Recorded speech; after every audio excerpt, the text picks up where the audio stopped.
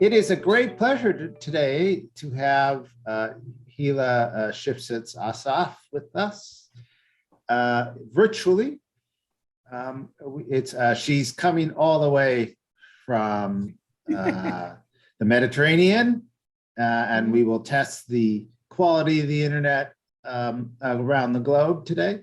And it's really a great pleasure to have Hila. And those of you who know her, she is an HBS grad, and she's one of ours. And she is a great and wonderful scholar and person, and all around wonderful person to have present. And so it's a pleasure to have us. Want to also just announce before we get going here, next 2 weeks from now, we are going to try our first experiment in hybrid. So we will have limited seating in person and also some virtual. So look for your emails on that. Okay, so with nothing more there, it's great. We're going to have an existential talk with today, where we consider the ghosts telling us about murder and Shakespeare and Hamlet and all the rest. So go for it, Hila. Wonderful. Thank you, Shane, and thank you for the introduction. And I'm honored to have, my advisor, mentor, friend, collaborator in the audience, Mike Tushman. So thank you for coming. And Carly's one of my mentors that, have always been there for me, and many friends and others. So I'm really excited. I wish I could come in person, but I will come. Those who knows me, right when the sun comes out after the winter, I will get to Boston. So I will come soon. So the question I would like us to discuss today is indeed a bit dramatic, but I do think it will be a dramatic question that many of us across different professionals will have to think about in the next coming years, which is to engage or not to engage with AI.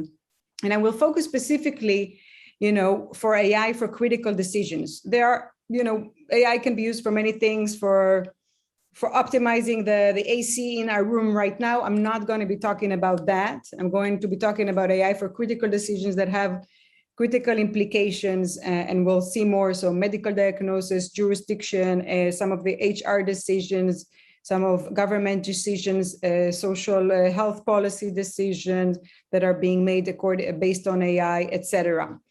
Financial decisions, in some of them, of course, etc. So why did I choose to study this? Just to give you an overview of my research, this is what I try to study over the years, is how do technological changes change the process of knowledge creation and scientific and technological innovation. And if you think about it, the biggest revolution that has been recently is the digital revolution, right? This is the digital seminar. It represents the fact that maybe something beyond just the technology happened, but something that changes the way we organize for knowledge creation and for innovation. So I think here it's kind of obvious to explain that part. For many years, I've been studying the transition, and there is the question mark around whether it is open innovation, pre-production. And the question that I'm studying in the last few years and now going into is, what is the impact of AI on the way we organize and the way we work? So three main research questions that I usually go for. One is the impact on professionals and their work. The second one is the impact on the innovation process itself. Is it old wine in new bottles, or is it really different? And the third is the emergent roles or structures. So the NASA study that I've done at HBS was in the first line of work, and the study that we will talk about today is also in the same line of work, looking at professionals and the impact of using this new technology. I also have a study with Frank Nagel from HBS on Blue Optima, and with Commonwealth, with folks at Leash, on how AI and digital twins are impacting professionals in the banking industry. I'll go over this quickly, and I'll jump to what we are doing today. So we'll start with the literature and why we wanted to get to this study. It took us a while to find access to a field site, and we were debating, so we had time in that sense to go over the literature. As we were dating and trying to get into the field, we had multiple months, almost a year, to go over the literature and to decide whether this is something new, whether AI is different from all of the other studies that we have on technologies at work. and new technologies and new technology adoption. It's not a new topic, but we started to think as we were going deeper that there is something different about AI. And as we were looking at the phenomena and the literature, we realized that its ability, and we can talk more about it, but I think for this group, there is some consensus maybe on its ability to have an independent decision-making recommendation system, and the way it is used in the field is definitely different from the way that prior technologies have been used. And we can talk more about it, how and what part of AI is different. But I will be talking about AI in the sense of deep learning that has a recommendation system that is making a decision that used to be a human decision. So that's the kind of subgroup of AI that I will focus on. And the current debate in the literature is mostly around automation versus augmentation. What does it mean for us, right? So mostly the conversation is between economists, a few organizational theorists recently also joining the conversation and talking about what is the future of work, what does it mean? The tools that I'm studying and the focus that we will be talking about is augmentation. These are not tools that at least are not marketed or sold or talked about as automation tools. I will leave it to you and to decide in the end of this talk if you think they're truly augmenting or not, and if that's the right way, but this is how they are talked about, and this is the debate that I'm going into by focusing on augmentation. So there will be two issues that I will talk about today, augmentation and opacity. So what is augmentation in the literature that everyone has been talking about, both in the popular literature, but also in the academic literature now? It's either called augmentation or human and AI collaboration. The underlying assumption is like in that image that we are getting better, right? We used to be apes and now we are humans, but with AI, there will be something better than just what we can do today. There will be something that will combine, and the complementary strength of AI and human skills can be more than just humans. And AI has been flourishing as an augmentation tool, specifically I will study and focus today the context of medical care and healthcare. And it has been flourishing like crazy, especially since COVID. So most leading hospitals in the US today are using, developing, and or purchasing AI. And we will see, I studied one leading hospital, but I've been in touch with others. Most of them, the leading ones, and I'm focusing today only on leading and a leading hospital institution, which is very different, I think, if it's not a leading hospital or in the developing world. We can talk about it in the end, but I'm focusing on those leaders that are actually using AI, developing AI, evaluating AI, trying to think how to make AI part of their work. And we will focus on the subject of radiology, specifically on the profession of radiology.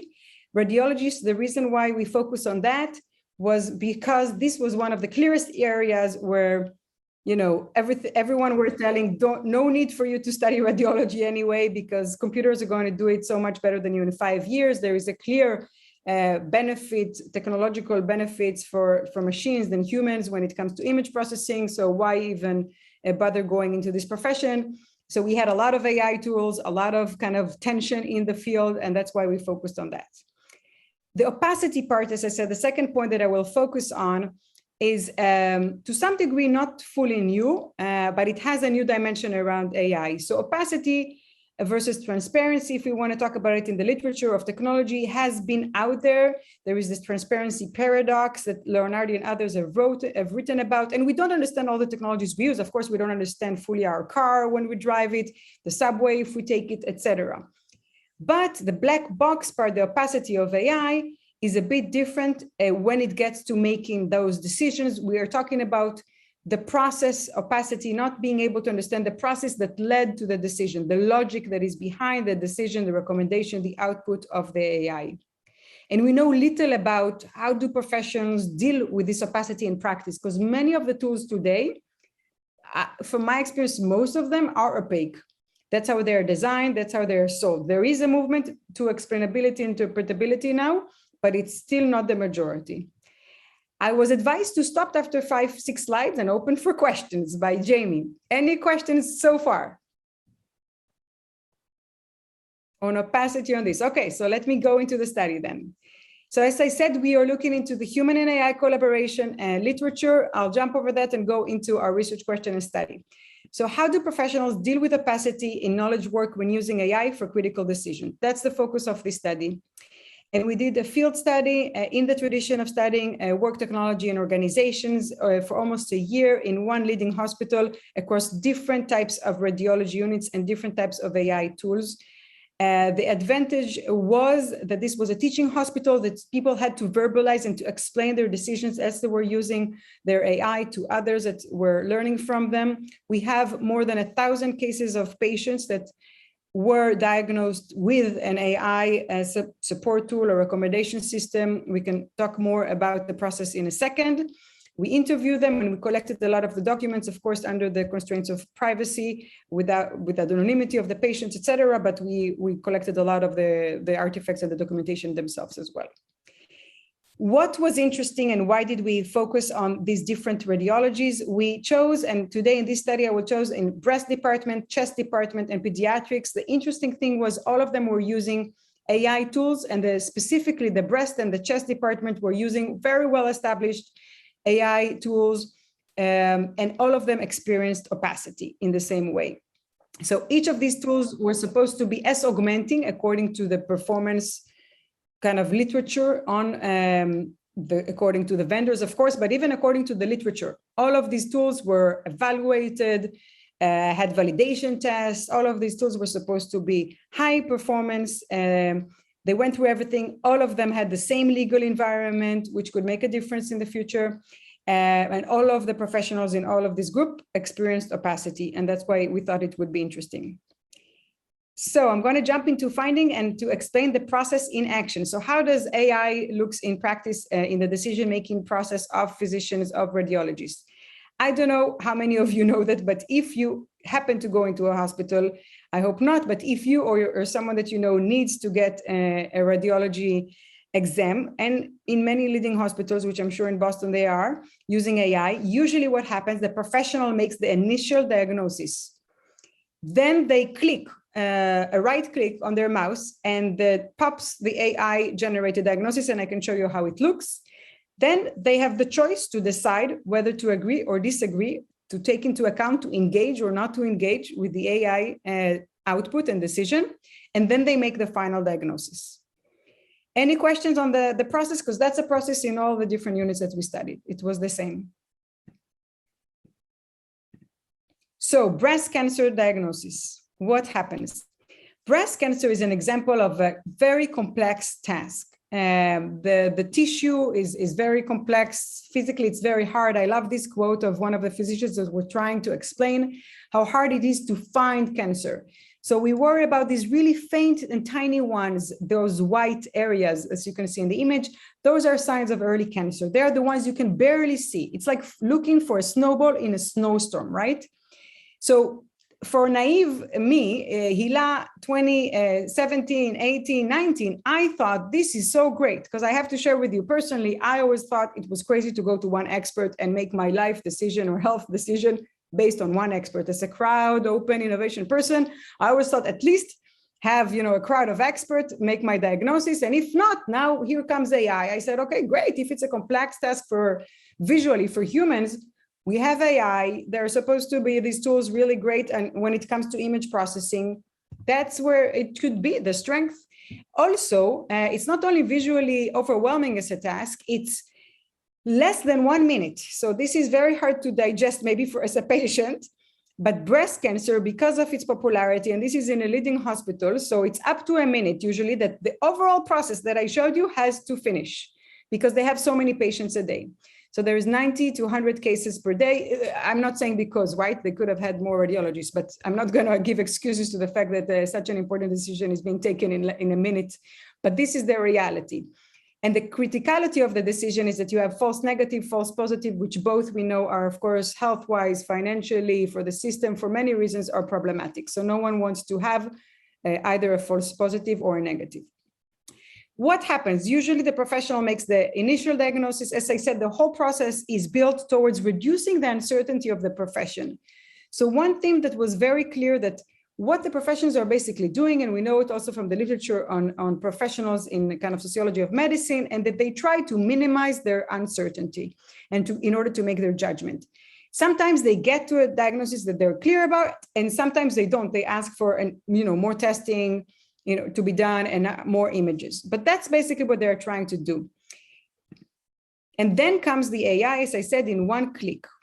The tool, that's what it does. You remember how you saw before the mammo? So this is based on mammography. And you see those asterisk, triangle, and cross. This is basically what the AI is showing you, and with tiny bit of text, not more. And it's important because that's what the physicians see, and I want you to see it in the same way. And it's basically telling you two types of potential cancerous areas, and the third is a combination of either or both. So the tool. Hila? Yes. Yeah, just a question. So you're looking at screening in particular, right? So this is first screening, and do they anticipate in the event that they have ambiguity, right? The problem that you're particularly focused on, that they're going to do a second set of biopsies or other procedures to resolve ambiguity? Is that presumed here as well? So I don't know. So screening is a question. So what do you mean by screening versus diagnosis? Well, in particular, the patient gets a response if they have potential cancer or not, and then they go into biopsy. But patients don't come in completely greenfield in the sense that there are higher probabilities or lower probabilities depending on histories and things like that, right? Or not. So there's a case. No, of course there is the case. You have your genetics, you have a case history. Sometimes you have deeper cases or not. But the AI tool doesn't take it into account. That's the human can do that. So only the human can look at the history of the data. The AI tool does not know the specific. Today, according to FDA regulation, it cannot even learn real time. So they update it, but not necessarily based on your patient. So this is a tool that is sold by the big vendors like the Siemens, GE of the world. Yeah. Not one of the tools that is developed internally based on their training data. So it's one of the big tools that you get with a machine as an add-on when you buy it, or today when they kind of try to sell it to you. And it gets updated every 2 years, but it's based on data that is not necessarily yours. You don't, we can talk about the data and the training data, but it's a good question. Yes, Chris. Yeah, thanks. That's helpful. Hey, thanks. Sorry, I'm on video off. This is great. A question on kind of what the doctors or physicians or radiologists, I guess, know about the algorithm itself, and both in terms of like what the algorithm is from like a machine learning algorithm perspective, but also what the input data is, how, like what its objective is, like, is it showing this, triangle, is that with, do they know like with what probability the algorithm is, predicting, like what the threshold probability is that it's using in the algorithm to say, hey, you should take a further look at this. Like what are the details that the radiologists kind of know both about the technical side, but also, inputs and outputs of that algorithm? That's a great question. And that relates exactly to the opacity that they're experiencing because they don't know much. So as I said, beyond what I just showed you, there is a bit of a text which doesn't have probabilities and the stuff that you mentioned, or the type of the training data. They don't show it every time. If you were there, maybe in the vendor session, most physicians were not.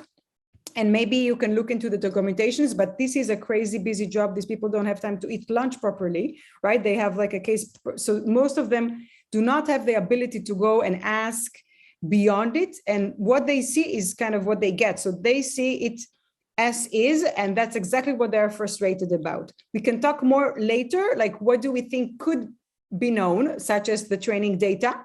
So we have looked at the FDA regulation and everything, all the documentation that the tools, the vendors bring and show, but it does not show what you said. But there are ways to do it and to ask for it. But most hospitals do not, because they don't, I think, appreciate the high need of physicians to it, and they trust the tools a lot. But we can go into that soon. Let me show you exactly, because what you're saying is exactly on the spot. So this is what happens when, we said this is the AI, it's showing the physician, and now it's the question of what to do with it, to engage or not to engage. Interestingly, what we saw that in the large majority of cases, there was a conflict between the initial observation of the physician, which because we were there in the room, we could hear it, we could see it, versus what the AI tool was indicating. When in those cases that there was an agreement, we also saw that the AI tool did not matter much in the sense that, even when they thought it's potentially cancerous and the AI said agreed with them to that degree, where they thought they didn't, they said it isn't helping anybody, it's just another step for me to do. So they kind of complained about the tool. When there was a conflict, then it became interesting, and then we saw the frustration about the opacity. So what is it telling me to look at? At this tissue, look just like the other tissue over here, which is perfectly normal. I have no idea what it's thinking. This is from one doctor. In another case, the AI tool just points at an area and leaves you to figure it out. It's just like saying, this is weird. What do you want me to do with it, right? As you were saying, we don't have that additional data. So what we saw that they did in the cases that they thought it's potentially cancerous, but the AI said it's not cancerous, they said they are going to ignore it. Because if there is something that's concerning to you based on your initial interpretation and the AI tooling, it looks normal, you couldn't use that information and say, we're not going to biopsy it, right? It's your responsibility as a physician, as an expert, right? As I said, this is a leading hospital. These experts see themselves as experts on it, which is important to note because it might be different in other places. But when they don't think it's cancerous and the AI is showing them maybe it's cancerous, they ignore it as well, most times. Right? We were there for only 1 year, and these are the cases that we saw. So I'm not saying always, but most times. I blow so many things off, like if there is a normal scarring or stable cause, AI is going to pick up everything. So they find reasons to say we think it's kind of oversensitive, but they're not taking it into account in most cases. Yes, Tiona and Sen. Right, so we were just we were commenting, is this, it seems like you're attributing this to expertise and doctors feeling like they have the expertise, but could it be liability issues that are causing them? That's a great question. That's why I said all of the 3 cases are in the same liability legal environment, and we will see that this is breast, chest is very different. So I don't think it's because of the liability issues, but I do believe that liability could have, for us to know, because most of us are also in the US, so kind of patients potentially. So the liability today, no one needs to report the AI. So is because they consider it a second opinion. So that's why the hospitals are forcing physicians to use it even for a second, because they get the extra insurance money as a second opinion, but they are not forcing them to document it in any way, shape, or form. So liability-wise today, and that's why I think they don't force them, they cannot be sued by this conflict, let's put it plainly, right? I don't think that necessarily will be the case in 5 years from today, but that is the case today. So where I studied, the liability was not, I think, the driver. Carlis. So just to ask from the quote, so the radiologist has access to the past images, I think. Yes. So can see the history. The AI probably can't. You say the AI is just like a single. Okay, yes. So it kind of makes sense if something's been stable over time, that would be a reason to say, oh, the machine is picking up something that, I've been seeing for the last 5 images. So I think it's a great point. So one lesson learned for definitely as a patient is to go to the same clinic or same physician, because it's very important to analyze the history, right? And you don't have it, your patient was not in your institution. So not always they have the history, but when they do, and there is a conflict, we did see cases when they went backward and tried to see it. So indeed they do it. Still bear in mind, they have up to a minute. So the depth of the analysis, let's say up to a minute is the average, right? Yes. So exactly. If it's a clear case, it could be less. And there were cases that were like 2-3 minutes. 2 seconds. No, I agree. The AI agrees. No.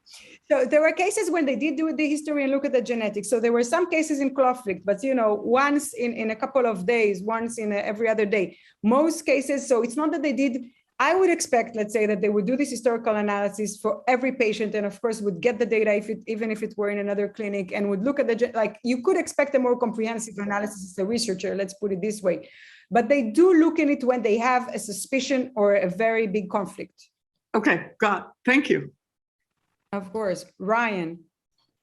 Hi, yeah, thanks for being here. This is great. So I'm just curious, is this tool on average, just like as a baseline, more accurate than these doctors?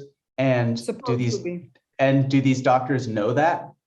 Are they kind of aware it's supposed to be better than? Because I look at these doctors who are kind of blowing off its judgments and saying, you know, it's not helpful at all. And I'm just a little curious, like, do they know that on average it's supposed to actually outperform them? And do they just think that they are above average? That's a great question. It's a great question, like the last part. So the first part is easy to answer. So the first part is they definitely know. That's why many of these doctors, this is a leading hospital we went to the annual radiology conference. They give talks about AI. They write papers about AI. They are part of the validation studies. We'll see in some of the other tools, the more like the Porsche of AI for other stuff. They're the one testing it. They're developing. They have an internal data science and AI. So they definitely know that these are supposed to be highly performing on the high level of knowledge, definitely. Whether they think they're above average, whether they think the tool was not calibrated in the right way, etc. We can go deeper into it. I never asked them in a statistical way like you did. It could be something interesting to ask them now as we're sharing with them the results.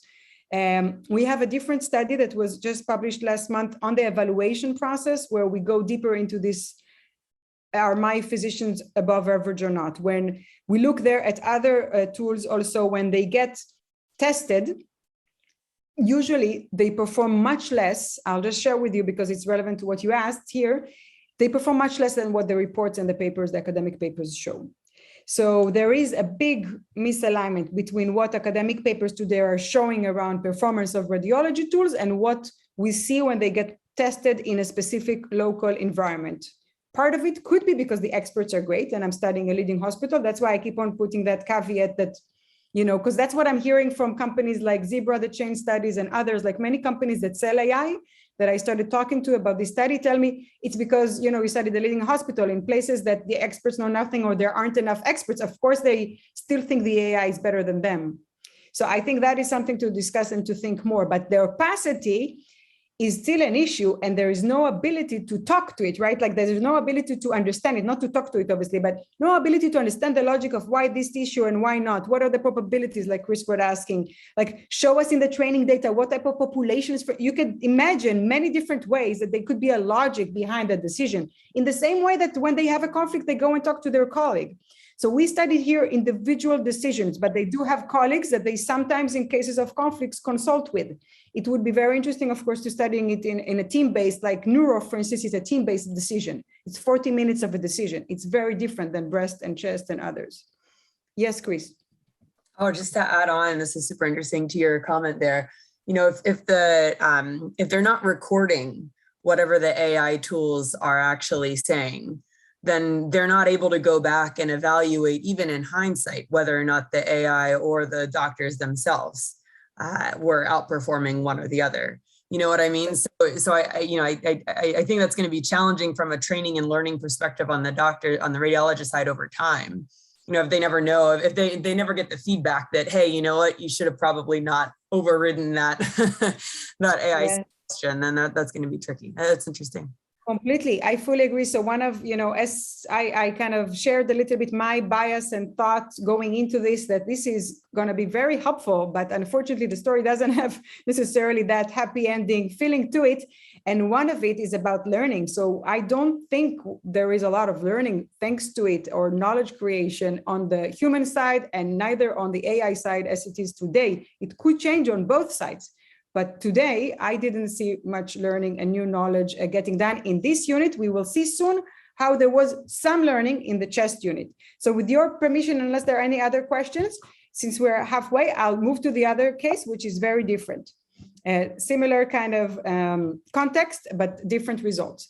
So the way we conceptualize just what happened here with AI, we call it unengaged augmentation, because this tool is supposed to augment. When you talk to these people, they say, of course, we're using AI. Managers think they're using augmentation tools, but they do not engage with it, right? They either ignored it without looking into its output, or they accept it blindly.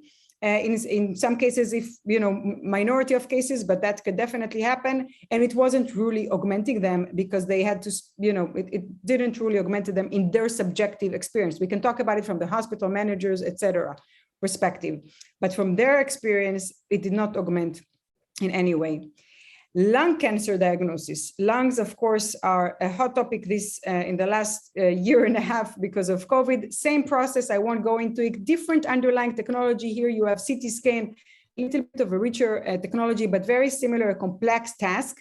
Time-wise, you have 2 to 3 times more. So you have 2-3 minutes per case, which I think makes a big difference. You have 20 to 30 cases per day, right? Versus 90 to 100.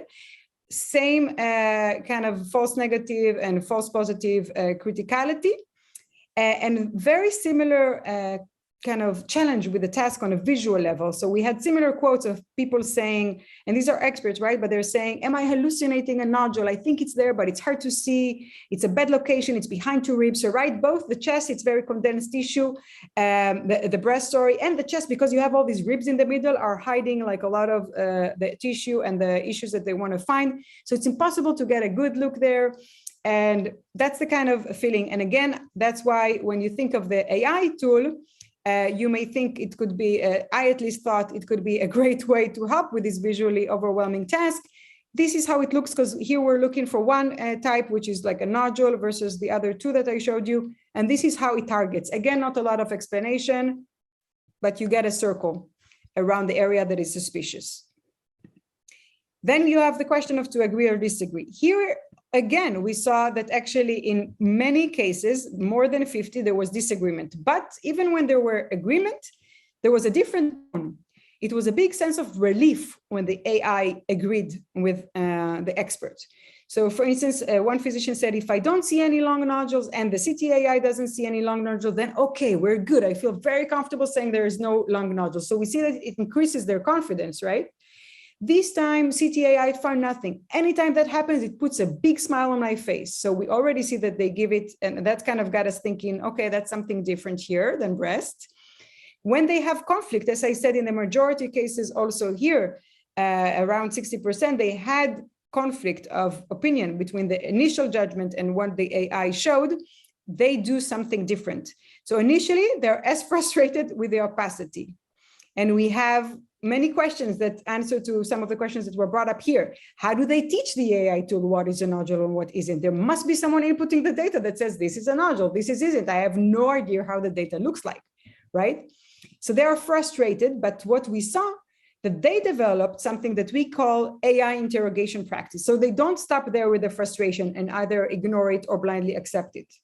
They start interrogating whatever the output was and trying to use their existing technology, CTs, in different techniques that they have, like windowing and flowing. So they like try to look at the blood flows into the specific nodule. So they try to use, because they cannot go into the AI and interrogate the AI itself, but in order to understand the logic of the output of the AI, they try to use their existing technology and double check what the AI output was and potentially why. So they explain kind of their following the vessels, their different techniques, which we call kind of AI interrogation practices, in a way that they are able to then either overrule it, but after making the decision kind of in an informative way that they really looked into it, or sometimes synthesize. So there were cases that there were 3 nodules, for instance. One they overruled, the other one they decided, okay, we do need to biopsy this one, and the third one a question mark to do some initial images. So it wasn't as clear as we saw in the breast. So here are some quotes to give you examples. So, and they give us rationale. So in the cases that they think something is not cancerous, but the AI is telling them it is cancerous, they're saying, I know my limitation, and I know the CTAI tool is going to help those nodules stand out a little bit better. It's worth the extra time in my mind.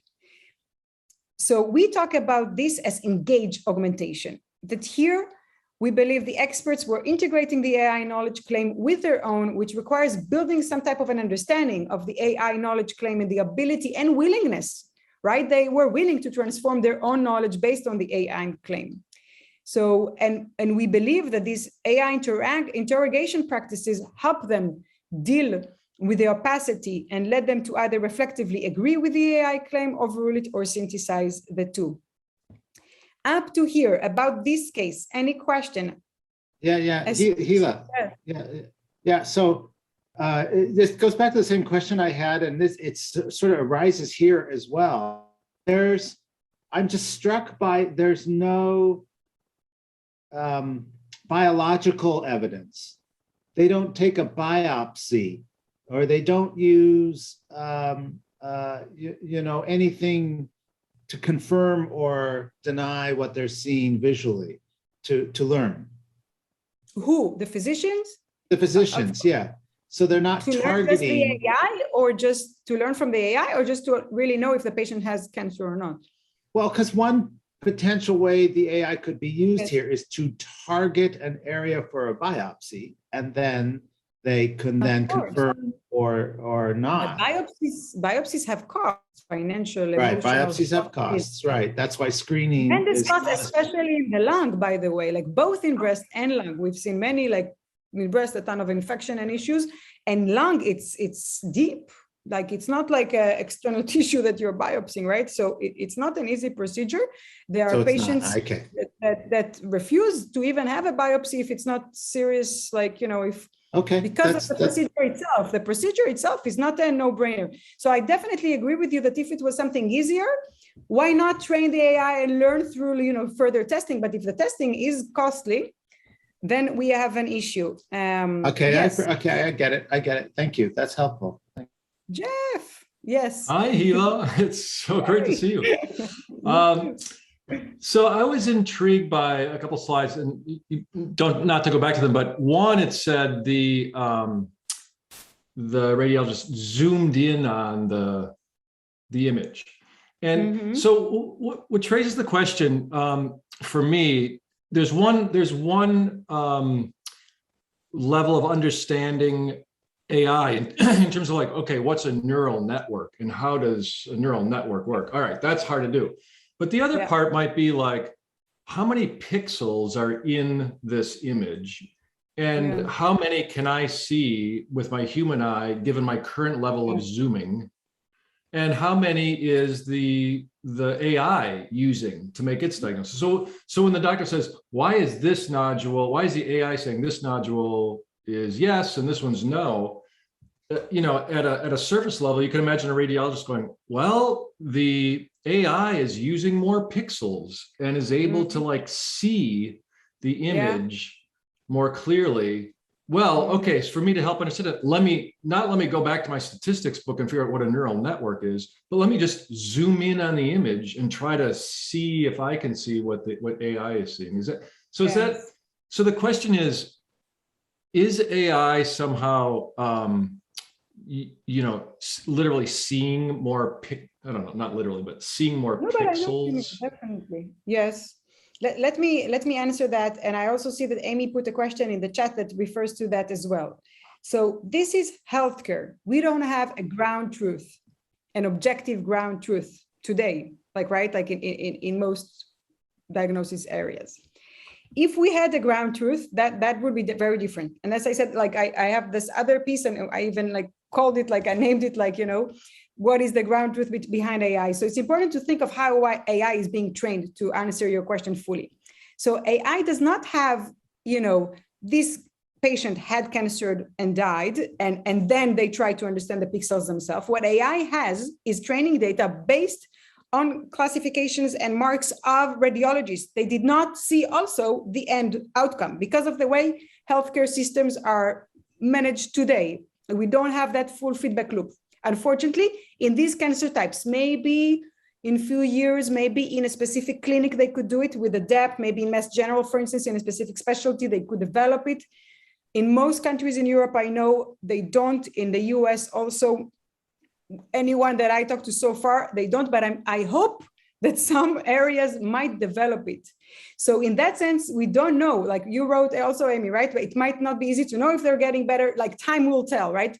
But even with time, as we talked before about their learning, today, there is no ability for the AI today with FDA regulation to learn from the data, like from those patients that they're seeing. So this AI tool in, Northeast US, the Siemens or GEs that developed it will not get the diagnosis, like the biopsies result basically of these patients. So you don't have, even if they have the ability to see pixels better, and they do, but they don't have an objective truth or any truth that is better necessarily than the ones that the experts have. The experts actually have the history of the specific patient. And if they die, they have it. I don't know, that's a whole question. And maybe Amy knows better about their learning and how much they learn from mistakes.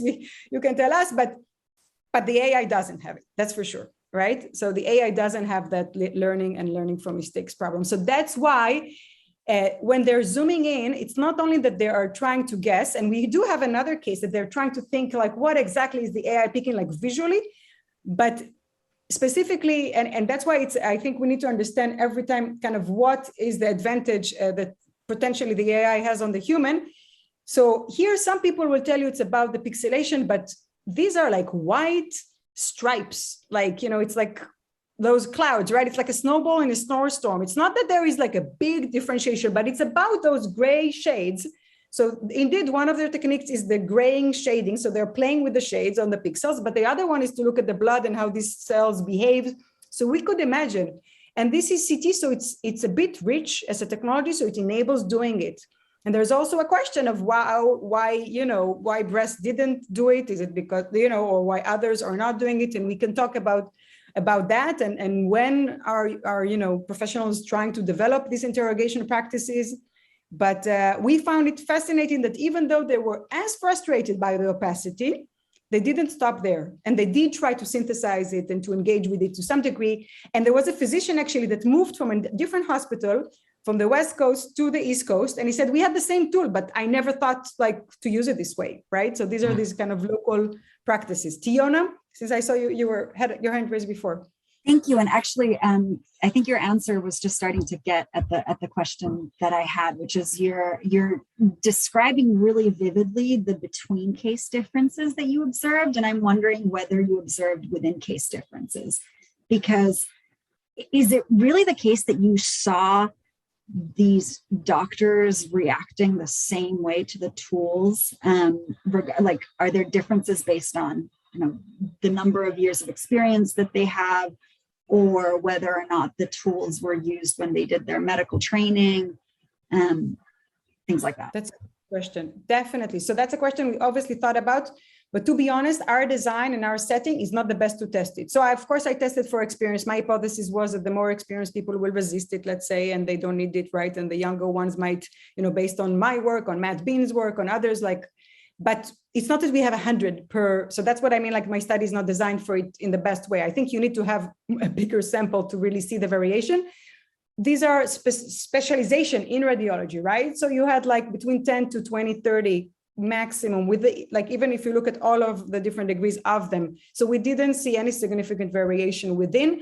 And there is also a teaching hospital, so they make a point to teach and to normalize and institutionalize whatever they think is best practice, which is not necessarily the case in a non-teaching hospital where every physician does whatever they want, right? And kind of have their own way of doing things. So here they talk about it, they discuss it, they say, this is what we do kind of best.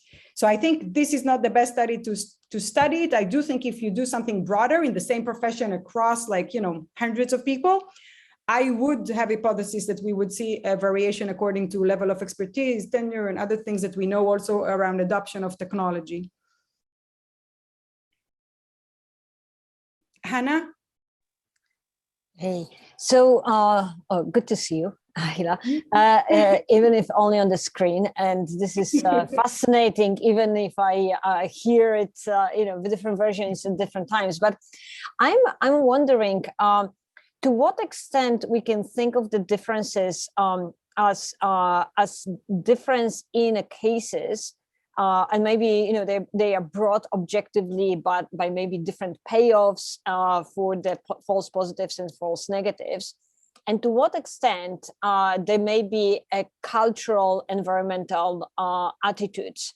Differences in cultures, and I don't know whether you can see it in your studies. And you already hinted on it's a teaching hospital, so the teaching the faculty is kind of showing the attitude or imposing attitudes towards AI to the students.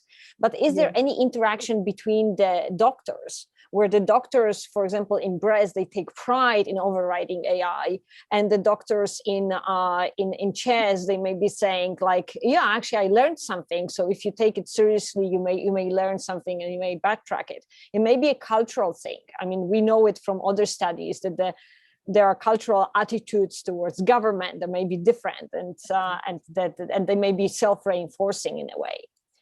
I love it that an economist is giving me a comment about culture, right? This is the a question. I love it. Yes, definitely. So I think, I always felt with this study that we took, a shot in time. Of course, it's 1 year, but it's still a shot in time. These tools have been upgraded, but have been there for a while. Like there is a chicken and egg that I cannot look back in history and see that probably, there is an attitude that is developed. So how come there is a bit more trust or a bit more, as you talk about it? On the other hand, these physicians change, interns and people change. So I don't know if it's 100% based on culture. I do think, so this is of course not a causality study. These are two cases. They have 2-3 times as much. That's enough by itself to give a reason. It's based on underlying different technologies. So I'm not trying to say why. I'm just saying in the same hospital, in the same environment, with a very similar task, you can have differences which have to do with the local practices, social material and technological practices that a profession decides to adopt or not. So no one from the hospital told them to do this or that. The managers think everyone uses AI. That I can tell you for sure. So the managers are certain that all their physicians are excited. And I can show you a third case that we looked, which was newer, that even when you talk to them and you ask them, are you using AI? What are you thinking about the tool? Oh, it's so great. We're so fortunate to have it. We are proud of it. And then when you look at the data, they're actually ignoring it most of the time. So I think, so I'm not sure the culture in that sense, the culture was overall, as I said, this is a leading hospital. So they're all about advance and progress. So their bias culturally would be to adopt AI, I would say. But I mean, culture within the breast radiologists versus culture within the chest radiologists, right? I mean, they presumably talk to each other, and they so that maybe. And if I may just follow up on the now economics perspective, is it possible? So my sense is that not catching breast cancer and then in time and catching it later is less deadly than not catching lung cancer. Like lung cancer progresses much more quickly than breast cancer. Would it be possible that the payoff from false negatives is the penalty is much more larger penalty for lung rather than breast, and that may explain their more lung cancer analysis diagnosis being much more carefully done, and then I'm going to take all the information into account. Could that explain it? So there is a short paper by Vasant Dar that talks about the cost of error, right? And I think your question is rightfully so. That maybe it has to do, I don't think that is the perspective of the physicians, but this is at least what they're saying. There is also an issue with breast cancer that people are afraid, mammo has a bad reputation in the last few years of having too much false positive. So you can imagine why they may be not, willing to trust too many other things versus lung, as you're saying. So they could be, and they could develop cultures, professional cultures, right? We know that from years of studying professions that different professions take pride of different things. But in one organization, at least on the organizational culture, there was no difference. On the specific profession, maybe, but as I said, I think it's a small population. Like I cannot say culture when it's 20 people in an organization. So I feel it's more like the organizational culture should be the one that would dictate kind of what we think, but in that sense, it doesn't. But it's I don't think this is a causality study, as I said. There are many questions that now could be studied based on it, and culture is definitely one of them. Thanks. Mike. Thank you, Hannah. Mike. Yeah, Hila, so great to see you on campus. Soon. So yes. I have a question that sort of builds on that last question, and the sort of intriguing differences between the sort of unengaged versus engaged radiologists between breast and lung. Could it be that in the breast diagnosis, that the physicians say, hey, I'm doing a great job. This is pretty straightforward stuff. I don't need the augmentation of AI. Where the lung physicians, it's like way more complicated.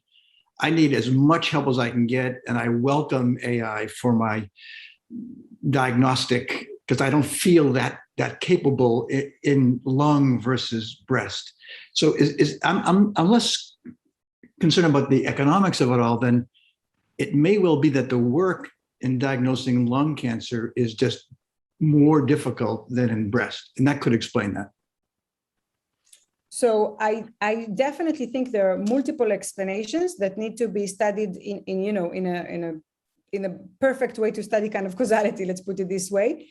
About the specific explanation that you're offering, I do think that both experts feel here a high sense of competency. So lung cancer diagnosis, like the radiologists feel a high sense of competencies. They've seen cancer versus infections versus other things. They do treat the tool differently. And it could be that, breast cancer is one explanation that I also thought like, that's all they do. So we could think about like day in, day night, most things are either cancer or not. There are infections and stuff, but it's not that concerning to them. In lung, you have 3 other things that it still requires treatment and everything. So it could be that they feel, even though they talk in the same way, but they do feel, and it could be that there is a threat that they're not sharing with us, of course, verbally, that they're saying we're adopting it, but that this is all they do, right? That's the best thing they do. So because this, you have to trust what people say to some degree when you're doing a qualitative study. What they say is that they are all about AI and they believe in it. And I cannot go into their deeper inner, kind of feelings about it. I do think that there could be in other settings resistance that is kind of, we don't feel good enough in experts. I can tell you that I have heard in other hospitals that hypothesis does play out in the sense where experts feels less capable, they do tend to trust and use AI more. So in that sense, I do think it will hold, maybe not necessarily in this setting, but that's my hypothesis as well, going forward, kind of. Thank you for the question. Wei Zhang? Yes, I was first of all, fantastic work. I really enjoy hearing this. But at the same time, I was wondering if you can tell us your thought on, what makes AI so special? Because what you are telling me, which makes me remind me of something I heard when I was in China studying the use of health information system. When the doctors try to make prescriptions, the system actually reminded them of drug interactions. And that was actually based on, rule-based system, not really AI. And similarly, the doctors, most of the time, the doctors find those reminders really distracting, and they actually disabled those functionalities a lot of times. So I wonder, from your interaction with these highly sophisticated experts in these areas, does this AI really carry some weight? Actually change their way of using this kind of helping tools, or it's just the tools in general, not just about AI? So it's a great question. I think I fully understood it. And there's actually a good quote also that I can share with you about it in a couple of slides. So as someone has been studying technology adoption resistance for many years, I try to think, is it maybe just the technology adoption, technology resistance? What is the difference? With your specific example, the main job, the main task, and the most prestigious task of a physician is not to remind a patient when to take a medication, right? Here, these physicians and their main task and their most prestigious task, and this is what they're trained for, this is why they didn't sleep and eat properly for like a decade almost, is to be able to diagnose cancer well. So in that sense, it's not necessarily now we're talking about, AI versus machine learning, but from a professional technology adoption perspective, you are now going to the core of their, profession and to the most important task that they're doing and to the task that makes their profession their profession, like makes the legitimate. So this goes kind of, all the way to why this profession exists, right? And goes back to the first question that I raised around automation and augmentation. So you can very well see the case, which is the case in many places today, where hospital managers are not sure they need specialties anymore because they have a generalist radiologist and the AI tools can do the rest. So this is indeed instead. So even though no one is saying it and companies are talking about augmenting tool decision support system, we are not replacing your physicians in practice.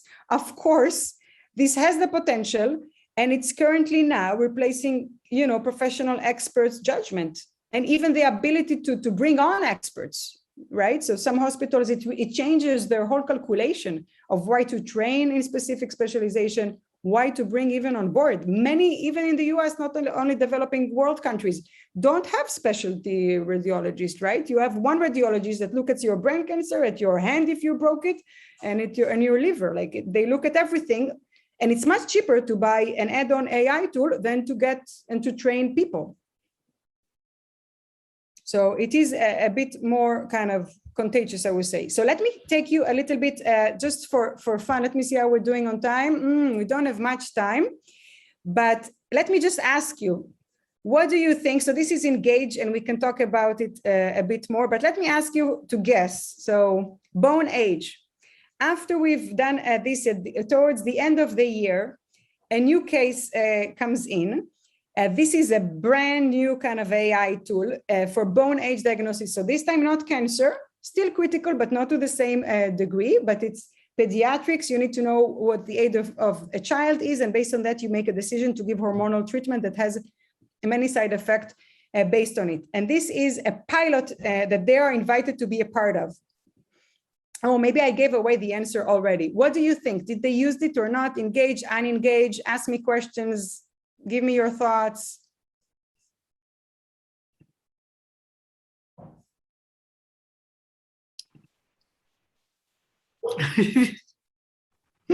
What do you think? I want to see you all. That's why I took the slide away. Sorry. I don't think you gave it away. Yeah, I don't think they will engage. I've had personal experience with this one. All my kids, a couple of my kids went through it. So, and growth hormone. So they all had bone ages. You trust them. Yeah, you need to have it. No, you would trust the physician because of the drawback. You would trust the judgment of the human more. That's so you think physicians did not trust the AI tool for bone age, even if I told you it's like it's like the Porsche of AI. It's amazing AI that was developed by the best researchers. When we talked to them, we're excited. You think they will reject it? I think they'll trust their own judgment because the downsides are so high if you get it wrong. Okay, anyone differently? Yeah, I think if I'm not really good and I'm feeling like my capabilities are diminished in this domain, and I have an alternative to augment my capabilities, I would use that in a heartbeat. But on the other hand, if I'm feeling like I'm a super bone person, then I don't need it. It's like how I'm feeling as the professional involved. An arrogance effect. Yeah, if I'm feeling like really like, wow, I need help, I'm going to pick it up versus like I'm like a superstar bone person. Probably not. So what you're saying also connects to what Tiona said about their level of expertise. If you're junior, you probably will adopt it because you think you're junior, right? You don't know much. But if you're a leading expert, maybe you won't.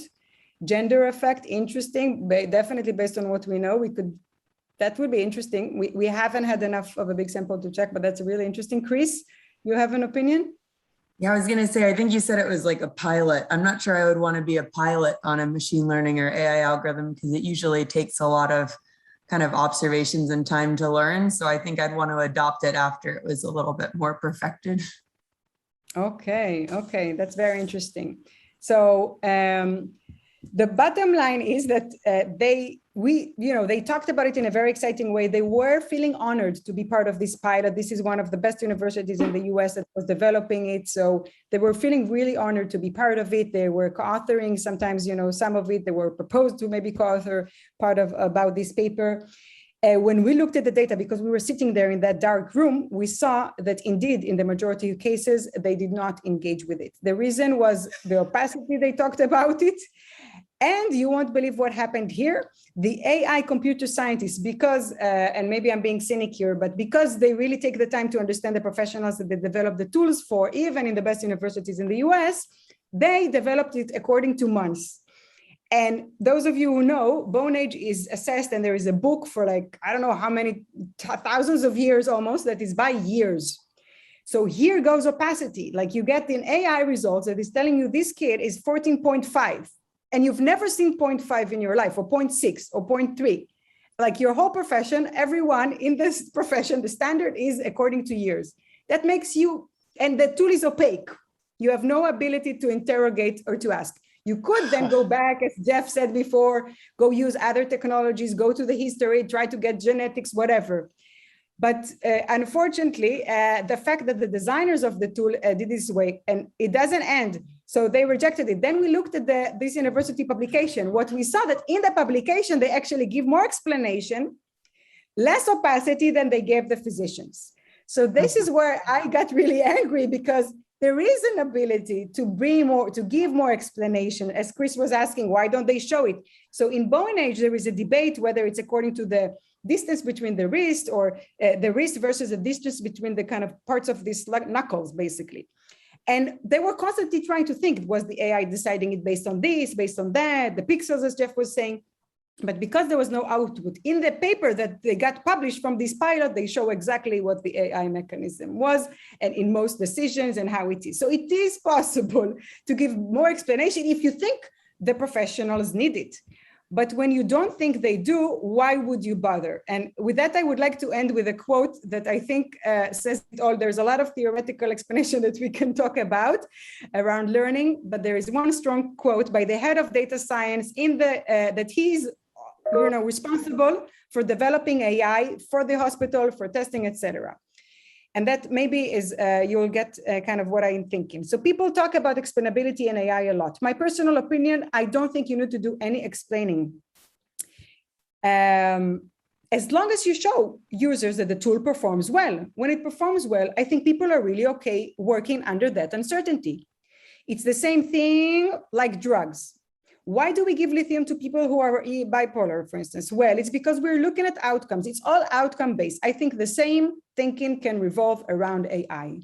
So this is the dominant paradigm currently, and this is not a computer scientist. This is an MD and computer scientist, right? So he is also a physician. He worked, he was trained, but he really believes in the performance of the tool. So he does not see a reason to design the AI as explainable, because he truly believes that it's like drugs. Even though we just talked before, when Jeff and Amy asked, there is no objective truth, right? It wasn't tested like drugs were. And that is a big problem that is currently taking place. And I'm happy to answer more questions, but I wanted to add with that quote and with that kind of to end, the formal part of the seminar. And then if we want to chit chat or stay more, I'm happy to stay more.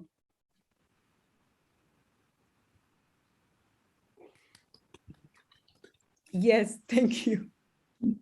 Carlis, Hannah, feel free to raise questions. Those of you, if you need to leave in the hour, feel free. Anyone who has questions, I would love to hear them. Thank you, Amy. Yes, Carlis. So my first reaction to this quote is, what planet does this guy live on? And then I looked that he self-selected into data science. And I think there is an indication there. I mean, he himself only believes in outcomes, not in explanations. And that's why he chose his profession. The opacity doesn't bother him.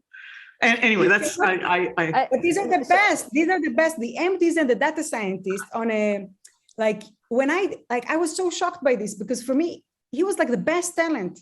Like, these are the people that understand us as business schools, understand AI, and understand medicine. These are the boundary spanners. These are the most talented individuals. So it is not so easy. They can still live on a different planet, probably still do live on a different planet than the rest of us.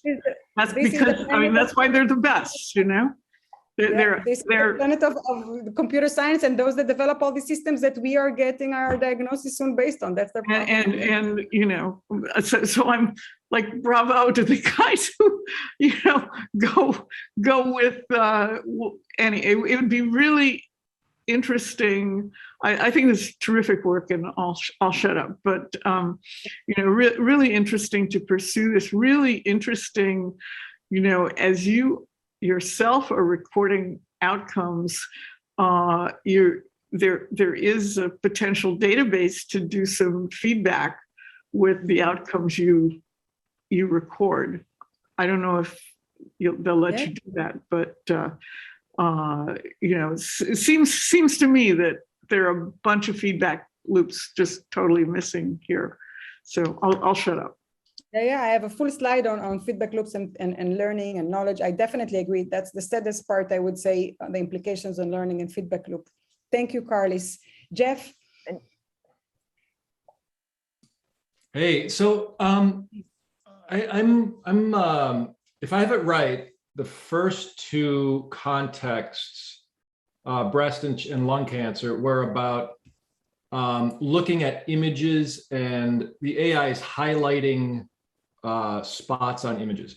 The last one about hands, you're saying the output the AI is giving you is a numeric quantity, 4.6 or whatever. What I would like to do is, or like what I would like for you to do, or somebody to do, is kind of like unpack opacity. So, do people engage or not, in this augmentation process? Well, that may depend in part on the opacity, which is what you're saying, but then it may depend on what kind of opacity or what level is it at. So let me throw in another quick example: hiring algorithms in HR, in people analytics, right? And so I'm on a hiring committee, and we've got 1,000 applicants, and I can go through and give my recommendations, and then I get this AI recommendation. And underneath the recommendation, say you've got 10 qualifications, you've got GPA, and you've got work experience, they're all quantified. And what AI is doing is putting weights on those qualification metrics and coming up with a number. And so somehow then I'm saying, like, okay, well, if AI is different than me, it's weighting those numbers differently than I am somehow weighting them, even if I'm doing it implicitly. That's like a math problem. So it's opaque, but maybe I'd like to dig into let me ask somebody, what are the weights? That seems really different than saying, what's going on with the pixels in these images? Or what's the neural net, which I don't. So I'm trying to think of different types of opacity that lead me either to engage or question or want to dig in, versus lead me to say, like, either this is crazy, I don't buy it at all, or it's just too complicated. And I'm wondering if that's part of your part of the path of theorizing that you're thinking about. I fully agree. I don't think in this study, because it's like almost like a zero, or it's like there is no opacity in all three cases. There was everything was opaque, no transparency, no explainability. We couldn't study those degrees of opacity, right? But there are different types and degrees of opacity that matter, and I think that's what I'm actually curious about as a next step, and even thinking about the implications. What would make the difference now that I know what is important for the professionals, specifically in these cases? And as you're giving the analogy with the HR as well, we're constantly getting a lot of those AI and HR examples and the equivalents, and they're asking us what would be important for professionals to know in order to make a decision, and what is like we don't expect anyone to understand neural networks models. That's not important. But for instance, what Chris said in the beginning, the probability, the training data that this was based on. So you can see from the quotes, what do they want, right? They want to know the data.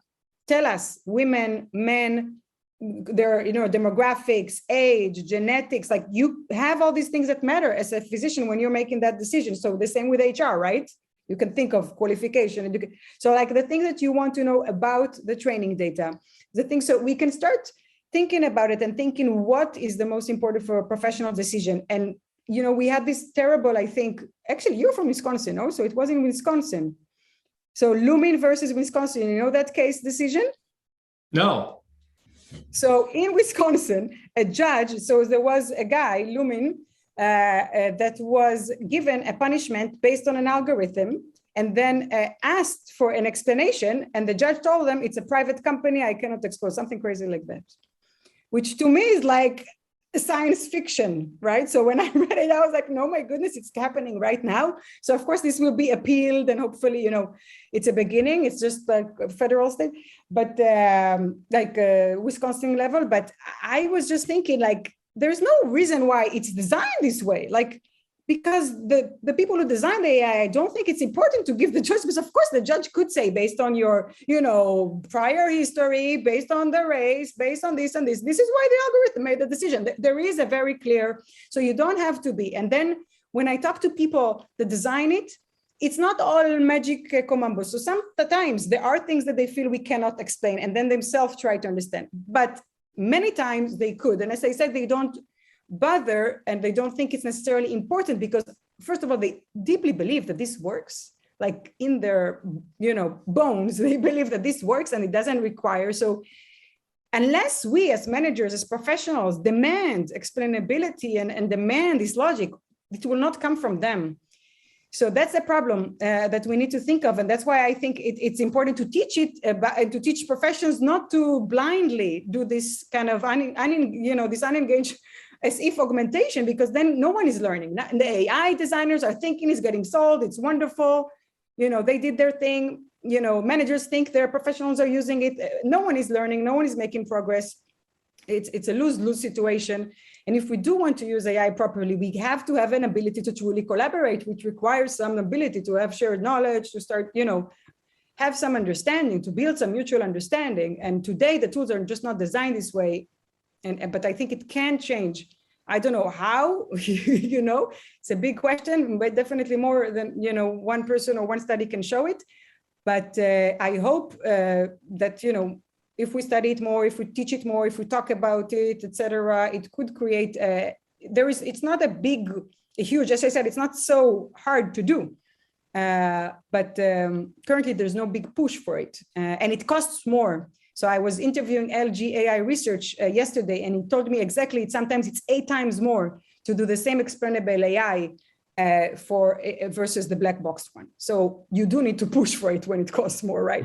So it's not necessarily hard, but it could be more, you know, costly to build it fully, like it's explainable. I'm not talking to this mitigation. What you're talking and what I was saying, they call it mitigation strategies, right? You give some information. But there's also another path of building fully explainable AI, and that is more expensive. But we could talk about it more. Chris and Nikita, yes.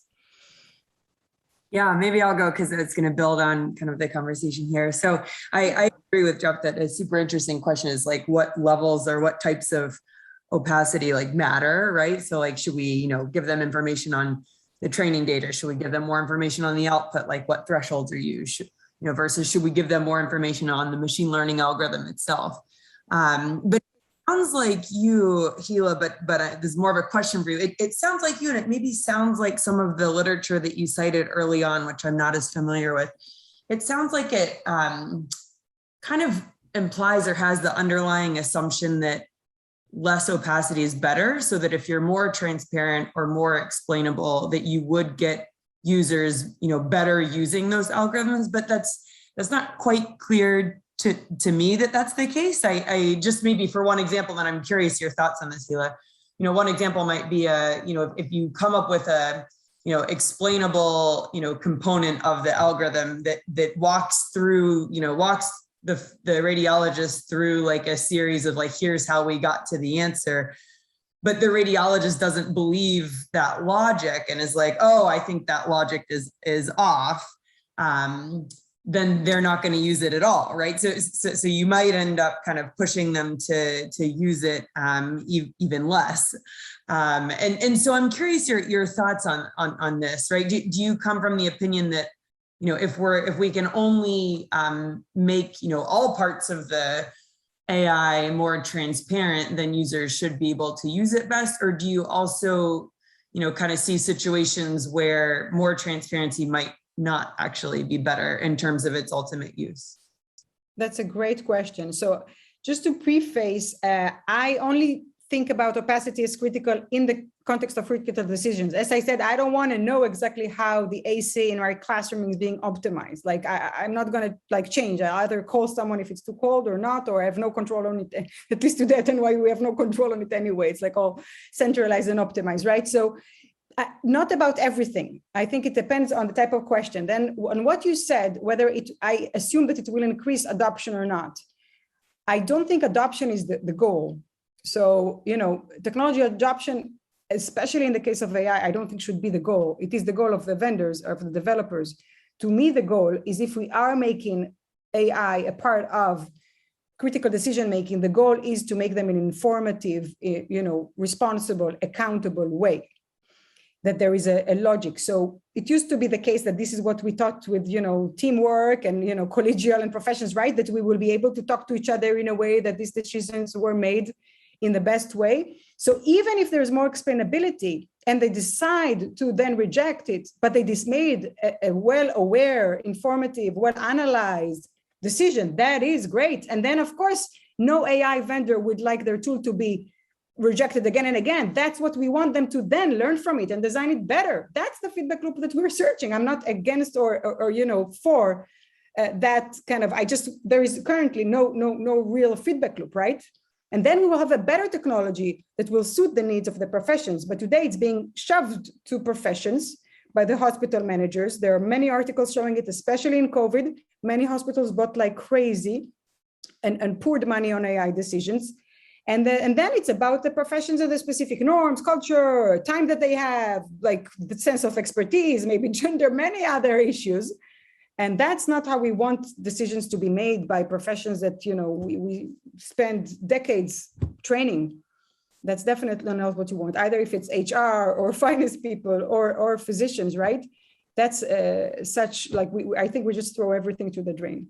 So that's the problem I feel, but so I believe that it will reach a better way of learning if we do it in a more explainable or interpretable, we can talk about it way. So thank you for the question, Nikita. Yeah, thank you so much. So I'm wondering where the sort of drive for explainable AI will come from in the medical context. And so how would you actually achieve adoption? And so from what you say, I see kind of a real passion for doing this, but is, for example, there a push at the level of professional ethics for this to become something that you must do as a physician? Are there legal requirements that would require this? So you talked about the Loomis case, and I'm a lawyer by training. In the administrative law and public law decisions, of course, there's a sort of requirement of due process that you have these explanations. Now, I'm not aware of something similar in a private medical context, but maybe there is a law or legal framework in the U.S. medical context that says otherwise. So I'm curious about how you would achieve this outcome that you clearly want, but it's not clear to me how you would get medical providers to optimize for explanation, especially where there's a trade-off with efficacy. Definitely. So first I want to talk to the end of what you said, the efficacy. So, and that's very important because the whole time we talked about from the perspective of the professionals, the reason why hospital managers and hospitals are buying that because they believe it's more efficient.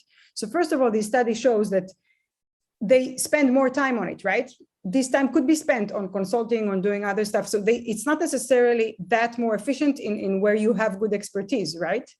So it does not save time as the managers think about. If the performance are not better, it's not clear that it's bringing better care, better efficiency overall.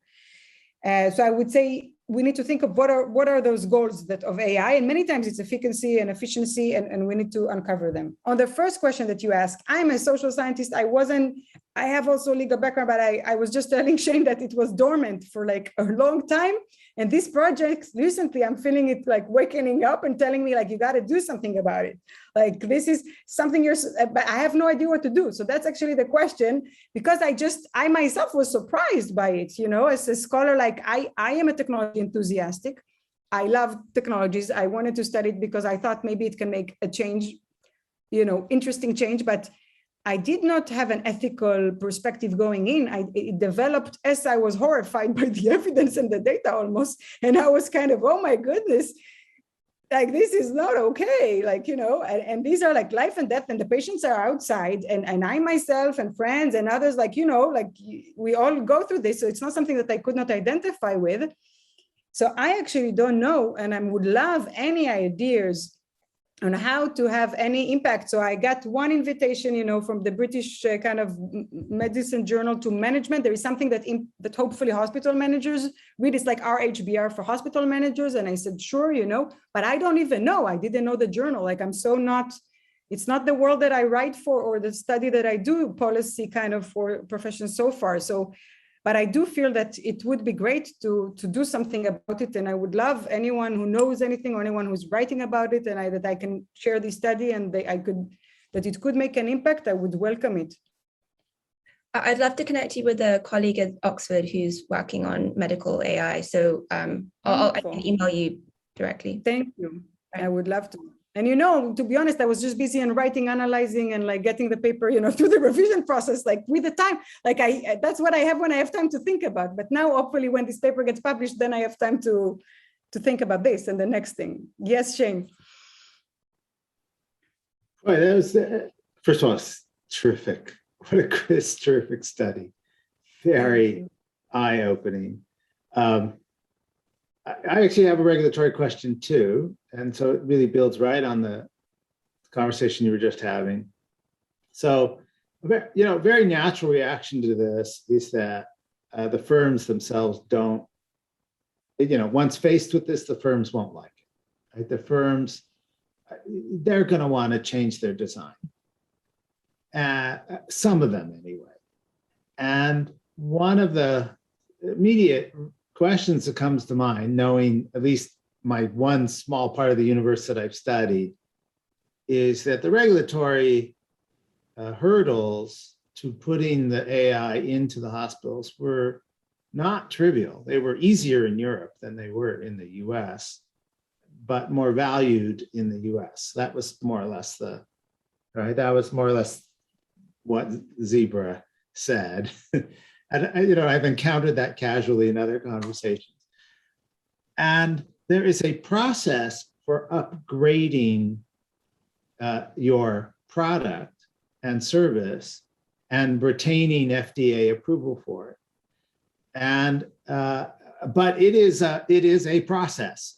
And if you're doing something that's incremental, the process is easy. If you're doing something non-incremental, the process no longer is easy in the US. I don't know the European process well.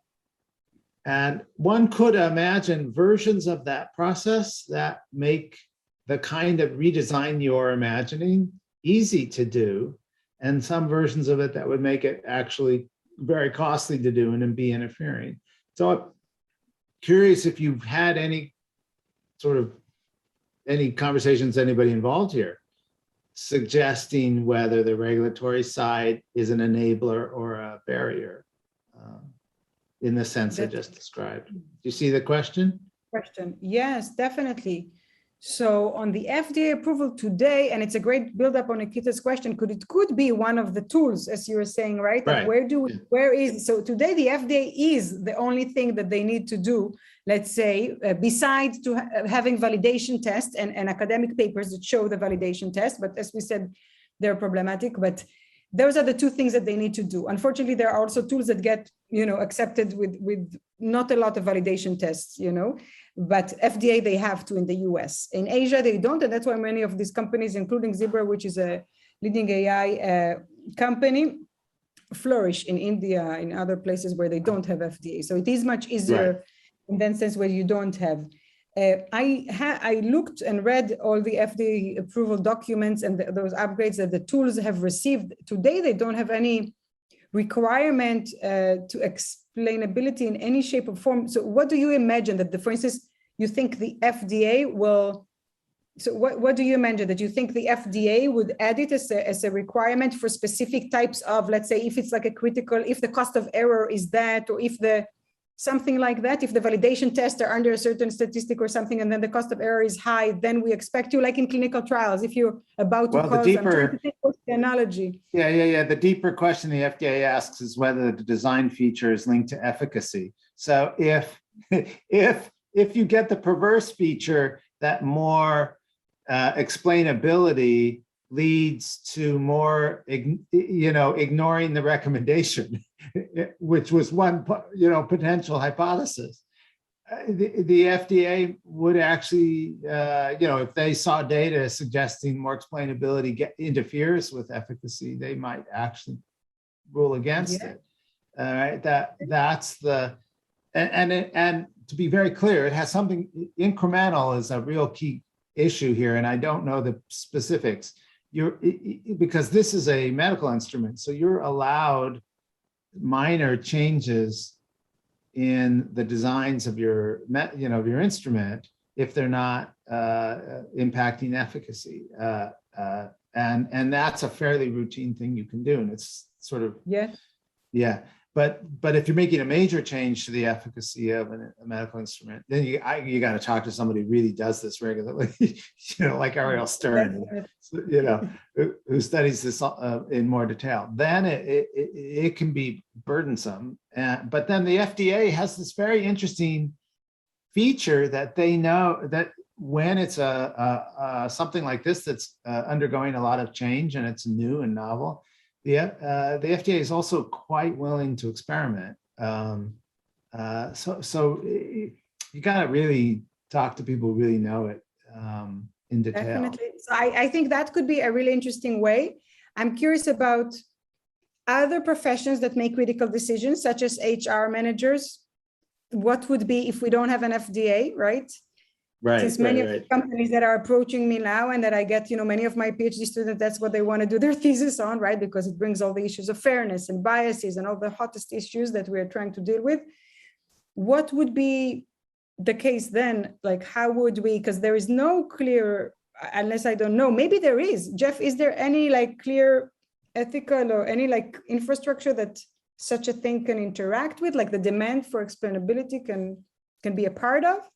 No, my take on the people analytics field right now is that the answer is no, and that it's up to individual companies right now to deal with this as they wish, and resulting in the full range of possibilities that you can imagine. And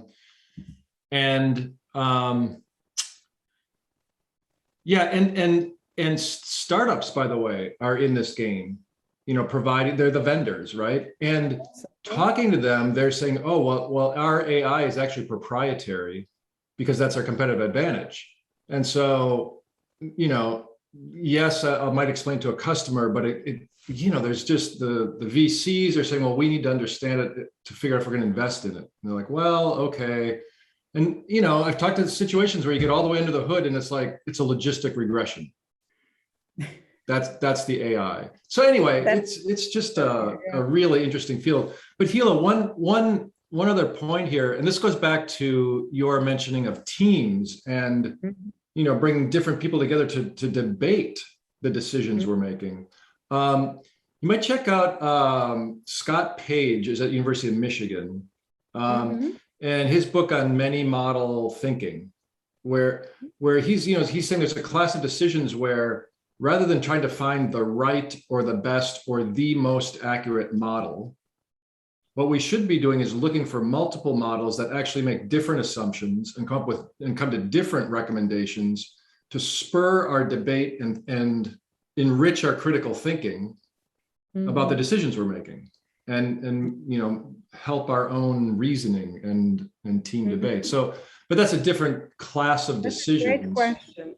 That's a great question. So I have few people that believe that. So I was interviewing a company that is now developing AI with HR 2 weeks ago. And I asked, and they're only doing it, of course, of what is quantifiable, which is, we can talk about it. And I asked them, what do you think? How do managers use it? Like your clients, do they only base their decisions based on this, or do they see it as part of, there is this recommendation versus, what the middle manager has been telling me for years versus 360 and other. So I think it's a great question when and where. I personally believe that quantifiable tools win, like in the sense that it has a source of attraction, this illusion of objectivity, And that's what I feel happened here, right? Like even when I showed you guys like the images, it feels like, oh, it must be cancer here, right? You don't think, oh, these are like 30 other radiologists. Out of them, the FDA only demands 1, 2, 3 top ones. And like in this hospital, I have more than 3 leading ones, right? So like, why would I trust it? But most people don't think this way. Like I didn't. I thought, oh, this tool is based on like millions and like, observations, so we should trust it. So I do think that it's not so easy to do what Scott Page, and I haven't read this book of him, but I'm a big fan of others, suggest. It could be actually something possible, maybe if we give some weights or something, but I don't know how it happens, how it could happen when you are making decisions that are critical or under time pressure or anything like it. Like in art, maybe I can see that happening, and like, why do you choose this music? And the AI is doing this, and then we do like a jazz thing. But when you're talking about decision making, such as HR or the jurisdiction, and the jurisdiction was why the judge says, by the way, I cannot. It's what you said that the startup are saying. This is proprietary. That's exactly what the judge said in Wisconsin. So it is very important. So if we could design such a process, I think experimental design can look into it. Like, we could do some stuff and see what is the power of the technology. And I'm seeing a lot of HCI, like human computer interaction. They do a lot of these lab studies. Do you trust the human? Do you trust the AI? Like they keep on comparing it to different decisions in different professions. People trust technology like crazy, that's why like for crazy stuff, we've seen it all the way in the 50s, right? Like people do things and trust technologies. We have it with, so I don't know if that can hold when you have something that has this semblance of being so strong and objective, and you're just like 1 or 2 experts, like, Mm-hmm. So I don't know if it will hold, but it's a great direction to explore, and we can test it. Yeah, I mean, there is also some work on like algorithm aversion, kind of in the HR space. And then there's also some work on what they call algorithm appreciation. And they're starting to get into the question of like, well, how much experience does the decision maker have with algorithms, algorithmic input? And when it's new, of course, there's more aversion. And then as you get, I think the more interesting part is less about, is this a substitute or complement? And it's more about, and everybody's like, oh, it's usually a compliment. Okay, great. But then it's more about, as you then proceed from there, does it do micro substitution for your critical thinking? Definitely. At first, like, oh, I don't trust it. And then I start to trust it a little more. And all of a sudden, like, I'm under time constraints. I got to hurry up. And the algorithm's pretty good. And it's like, all right, well, maybe I don't need to think so hard about this. I'll just rely on the algorithm. I can tell you that I sit with my students and co-authors with Grammarly. So this is not for critical decision. This is for writing. But writing, at least for me, is considered like a big part of my skill set and what I should work on and what I, do. But many of my co-authors, students, and others use Grammarly. And initially, it feels like, oh, it's just doing copy editing. But then at some point you doubt what you were thinking of writing, and you change your narrative, you change your style and this, and you kind of, I've seen this year, some like that change that you're just describing. So I do think the longitudinal part, to see that feedback loop over time, is really interesting, and what it will create. And we know it from other technologies, right? No one remembers phone numbers. But there are some stuff that maybe are not important for a critical judgment. Maybe we don't need phone numbers or to know how to navigate. But it depends. If you're like a pilot, we've seen all these accidents because no one learned how to fly without a machine, right? We've had multiple accidents in the last decade because of it, because these pilots were never trained without a machine. So they were like, how do I know how to land a plane? Okay, great to be flying in such a plane. Thank you, Air France. But that's the same, right? So it depends if what's your critical skill set and what are you supposed to do. And then if we want or not, but it's a big decision. I'm now going to check this year. I decided to, so far I was hesitant even with my students to ask and to check and to have a policy. I don't have a policy whether they can or not use any, machine learning tools for writing, for editing, for anything, but it's a question, Usually they say I don't use anything, and then I start giving some names. This I do, this I do. Okay, but this is not really. So it's interesting. I know one researcher who studies how it changes their personality, even like how they use these things, like someone in psychology. So So I know our time is up, but I can't wait to come and visit in person and to continue these conversations over coffee, lunch, etc.